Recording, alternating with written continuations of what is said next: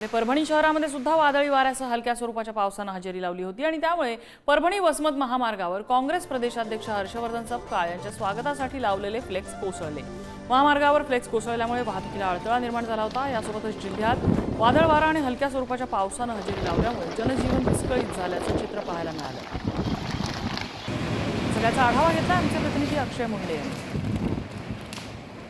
परभणी शहरामध्ये मोठ्या प्रमाणात वाऱ्याने वादळी वाऱ्याने आणि हलक्याशा पावसाने हजेरी लावलेली आहे। या वादळी वाऱ्यामुळे मोठ्या प्रमाणात नुकसान झाल्याचे चित्र आपल्याला पाहावयास मिळत आहे। आपण सध्या छत्रपती शिवाजी महाराज पुतळा परिसरात आहोत। आपण पाहू शकता की कशा प्रकारे या ठिकाणी लावण्यात आलेले फ्लेक्स जे आहेत ते वादळी वाऱ्यामुळे पडलेले आहेत। पोलिसांची बॅरिकेड देखील पडलेले आहेत। तर परभणीचे तापमान 44 डिग्री अंश सेल्सिअस असताना आज अचानक संध्याकाळच्या सुमारास परभणीमध्ये वातावरणात बदल झालेला आहे। या बदलामुळे अचानक वादळी वारे वाहू लागलेले आहे। आपण जर पाहिलं तर छत्रपती शिवाजी महाराज पुतळा परिसरामध्ये मोठ्या प्रमाणात फ्लेक्स लावण्यात आले होते, कारण काँग्रेसचे प्रदेशाध्यक्ष हर्षवर्धन सपकाळ हे परभणी जिल्हा दौऱ्यावर होते आणि त्यांच्या स्वागतासाठी हे फ्लेक्स लावण्यात आलेले होते। हे फ्लेक्स परभणी वसमत महामार्गावर पडलेले आहेत, त्यामुळे वाहतुकीसाठी मोठ्या प्रमाणात अडथळा निर्माण होत असल्याचे चित्र देखील आपल्याला पाहावयास मिळत आहे।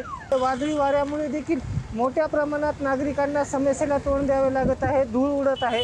त्यामुळे एकंदरीतच पाहिलं तर परभणीची परिस्थिती आताच्या क्षणाला थोडी बिकट झाल्याचे चित्र आपल्याला पाहावयास मिळत आहे। अक्षय मुंडे, पुढारी न्यूज, परभणी।